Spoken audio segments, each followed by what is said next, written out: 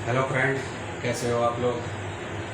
Friend, आज हम पढ़ेंगे अपने फिशबोन डायग्राम के बारे में कि फिशबोन डायग्राम क्या होता है। आज हम इसे समझते हैं कि फिशबोन डायग्राम हम क्यों बनाते हैं, इसका यूज़ हम क्यों करते हैं। देखिए फ्रेंड, सबसे पहले हम फिशबोन डायग्राम के बारे में थोड़ा हम बेसिक नॉलेज हम दे देते हैं कि फिशबोन डायग्राम है क्या एक्चुअल में। देखिए कि जैसा इसका स्ट्रक्चर है, ये एक फिश की जो हड्डी नुमा आकार है उसके अकॉर्डिंग ये इसका स्ट्रक्चर होता है, इसलिए इसे फिशबोन डायग्राम बोलते हैं।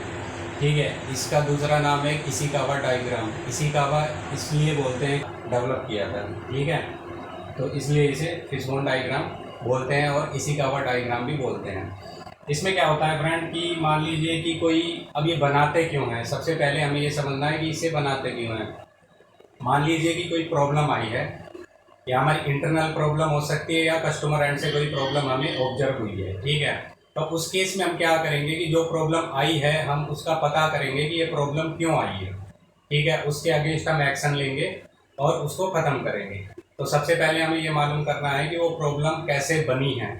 तो मान लीजिए, मैं एक एग्जांपल से आपको समझाता हूँ। मान लीजिए कोई प्रॉब्लम आई है आउटकट की, कोई भी पार्ट बना है, मान लीजिए उस पार्ट में कोई प्रॉब्लम क्रिएट हो गई आउटकट की। मान लीजिए कोई इन हाउस में आपने वो प्रॉब्लम पकड़ ली है कि कोई पार्ट बना है, उसकी प्रॉब्लम है आउटकट।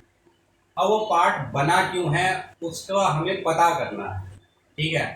तो हम उस टाइम हम ये पता करेंगे कि ये पार्ट बना क्यों है। अब वो पार्ट बना है तो उसके 6 रीज़न हो सकते हैं, ठीक है। Man, machine, material, method, measurement और इन्वायरमेंट। जो भी हमारा पार्ट गलत बना है उसके 6 रीजन हो सकते हैं, जो कि ये है।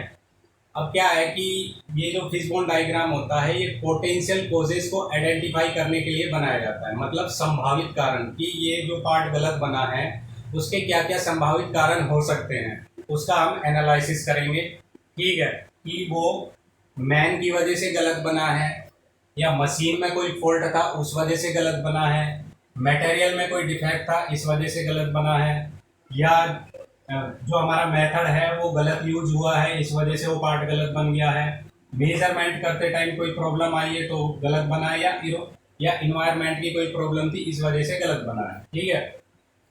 अब जैसे हम इसमें पोटेंशियल कोजेस को आइडेंटिफाई करेंगे तो इसमें हम इस तरीके से इसे ड्रॉ करते हैं। हमने man, machine, material, method, measurement और इन्वायरमेंट को हमने अलग अलग सेपरेट मेंशन कर लिया है, एक फिश की बोन की आकार की तरह। अब इसमें क्या करेंगे, हम पोटेंशियल कोजेस को आइडेंटिफाई करेंगे। देखिए फ्रेंड, इसमें ये मैंने इस वाली एरो से दिखाया है प्राइमरी कोजेस, ठीक है। और इस प्राइमरी कोजेस का एक सब कोजेस होता है जिसे हम सेकेंडरी कोजेस बोल सकते हैं, सेकेंडरी कोज बोल सकते हैं। प्राइमरी कोज मतलब पहला कारण, और उस कारण का क्या दूसरा कारण था उसे हम सेकेंडरी कोज बोल सकते हैं, ठीक है।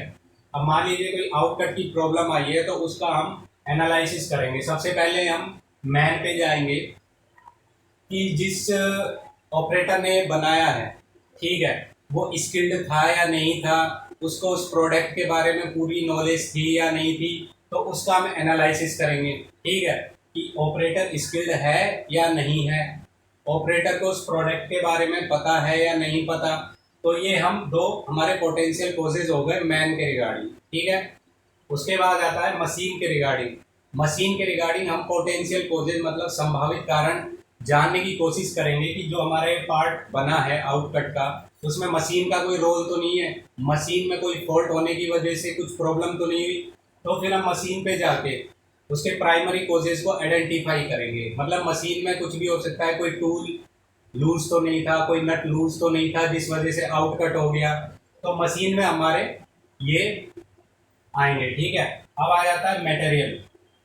हमारे जो प्रॉब्लम आई है वो मटेरियल से रिगार्डिंग तो नहीं है कि मटेरियल में कोई फॉल्ट तो नहीं था, मटेरियल की प्रॉपर्टी सही थी या नहीं थी, मटेरियल में कोई क्रैक तो नहीं था, जो जो मटेरियल हमने यूज़ किया है पार्ट बनाने के लिए उस मटेरियल में कुछ प्रॉब्लम तो नहीं है।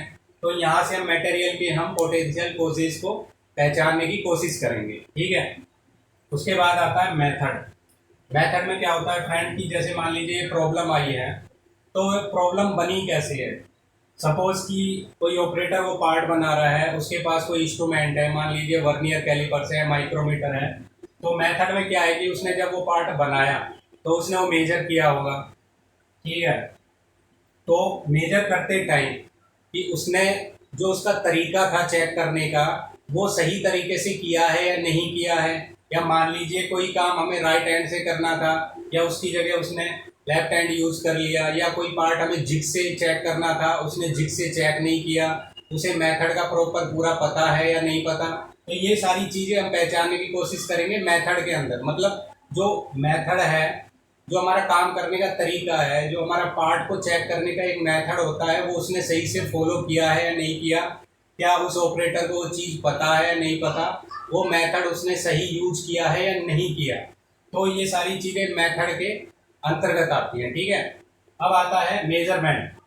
देखिए फ्रेंड, मेजरमेंट के अंदर क्या आता है कि मान लीजिए कोई पार्ट बन रहा है, कि कोई पार्ट बन रहा है और उसे चेक किया है हमने। अब चेक किससे किया है? हम गेज से चेक करते हैं कि माइक्रोमीटर से किया, वर्नियर कैलिपर से किया, हाइट गेज से किया, ठीक है, बोर गेज से किया। अब मान लीजिए जो इंस्ट्रूमेंट हम यूज कर रहे हैं वो कैलिब्रेट ना हो, मतलब वो सही ना हो, वो रीडिंग सही नहीं दिखा रहा है। अब एक मान लीजिए एक कट है, अब हमें कट मेजर करना है कि जो हमने इंस्ट्रूमेंट यूज किया है वो रीडिंग गलत दिखा रहा है, वो कैलिब्रेट नहीं है। तो जो गलत चीज को ओके दिखा रहा है, क्योंकि हमारा इंस्ट्रूमेंट कैलिब्रेट नहीं है, वो रीडिंग गलत दिखा रहा है, तो इंस्ट्रूमेंट की वजह से भी हमारा वो पार्ट गलत बन सकता है। तो हम इसमें क्या करेंगे कि हम अपने इंस्ट्रूमेंट से चेक करेंगे कि वो इंस्ट्रूमेंट की वजह से तो वो गलती हुई है या नहीं हुई है, ठीक है फ्रेंड। इन्वायरमेंटल में जो हमारा एटमोसफियर है उसका इफेक्ट पड़ रहा है या नहीं पड़ रहा, वो भी हम इसमें चेक करेंगे। तो ओवरऑल इसमें हम क्या चेक करते हैं कि कोई भी प्रॉब्लम आई है वो इन 6 कारणों की वजह से क्रिएट हुई है, इन 6 कारणों की वजह से वो चीज़ बनी है। तो हम इसमें उन 6 कारणों का पता करते हैं कि man, machine, material, method, measurement और इन्वायरमेंट की वजह से गलत पार्ट बना है। तो उसका हम पोटेंशियल कॉजेज जानने की कोशिश करते हैं, ठीक है, कि इनकी वजह से हमारा वो पार्ट गलत बना है। अब क्या होता है फ्रेंड कि अब हमने इस पे पोटेंशियल कॉजेज हमने आइडेंटिफाई कर लीजिए। मान लीजिए फॉर एग्जांपल मैं बताता हूँ आपको कि ये जो मैन है ये अनस्किल्ड था,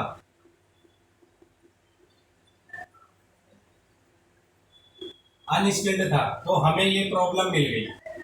जब हमने इसका एनालिसिस किया तो हमें ये प्रॉब्लम मिल गई कि हमारा जो मशीन ऑपरेटर था वो अनस्किल्ड था, उसे पता ही नहीं कि ये पार्ट कैसे बनाना है, कोई ट्रेनिंग नहीं दी गई। तो हम क्या करेंगे, जो भी हम पोटेंशियल कॉजेज जो हमको मिले हैं, पोटेंशियल कॉजेज मतलब संभावित कारण जो हमें मिले हैं। संभावित कारण का मतलब ये है कि हम हर पॉइंट पे अलग अलग जाके हम अपने ब्रेन स्टॉर्मिंग करते हैं कि ये इस वजह से हो सकता है। उसके बाद क्या करते हैं फ्रेंड कि जितने भी हमें पोटेंशियल कॉजेज मिले हैं उस पर हम एवोल्यूशन करते हैं, मतलब मूल्यांकन करते हैं। उसे हम चेक करते हैं कि जो हमें पोटेंशियल कॉजेज मिले हैं कि वो एक्चुअल में उसका प्रॉपर कारण क्या है। तो हम उस एक एक प्रॉब्लम को चेक करते हैं कि उसका प्रॉपर रीजन क्या है हमारे गलत पार्ट बनने का। सपोज कीजिए कि हमारा प्रॉपर रीजन हमें ये मिला कि अनस्किल्ड ऑपरेटर है, कि ऑपरेटर अनस्किल्ड है, उसे पता ही नहीं है कि पार्ट कैसे बनाना है, ठीक है। तो उसके बाद क्या होता है कि हमें ये प्रॉपर प्रॉब्लम मिल गई है ये। अब इस पे क्या होता है कि फ्रेंड ये प्रॉब्लम हमें मिल गई, यहाँ पे कोज हमें मिला है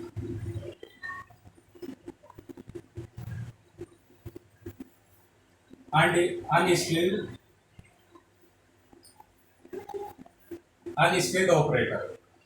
अब हमें प्रॉब्लम मिल गई अनस्किल्ड ऑपरेटर है। तो अब ये अनस्किल्ड जो ऑपरेटर था ये मशीन को, मतलब इसने मशीन ऑपरेट क्यों की, ये अनस्किल्ड को क्यों लगाया गया। तो हम इस पे फिर हम वाई वाई एनालिसिस करते हैं कि ये अनस्किल्ड ऑपरेटर क्यों लगाया गया। वाई वाई एनालिसिस में फ्रेंड 5 बार वाई वाई पूछा जाता है आपसे, तो उसमें क्या है, प्रॉपर रूट कोज तब मिलता है। फ्रेंड मैं आपको एक बात बता देता हूँ कि जो रूट कोज एनालिसिस होता है, जो ये अपना फिशबोन डायग्राम होता है, ये रूट कोज आइडेंटिफाई नहीं करता, ये पोटेंशियल कोजेस को आइडेंटिफाई करता है, मतलब संभावित कारण कौन कौन से हो सकते हैं। आपको प्रॉपर रूट कोज ये आइडेंटिफाई करके नहीं देगा। हमें यहाँ से संभावित कारण में से एक कारण हमें मिलता है जो सही होता है, उसके बाद उस पर वाई वाई एनालिसिस होता है, उसके बाद हमें प्रॉपर रूट कोज आइडेंटिफाई होता है। उसके प्रॉपर रूट कॉज आइडेंटिफाई होने के बाद हम उस पर एक्शन लेते हैं उसे एलिमिनेट करने के लिए, ताकि ये प्रॉब्लम दोबारा क्रिएट ना हो। ठीक है फ्रेंड, तो इसमें इसको फिशबोन डायग्राम को कोई शॉर्ट में 6M भी बोलता है।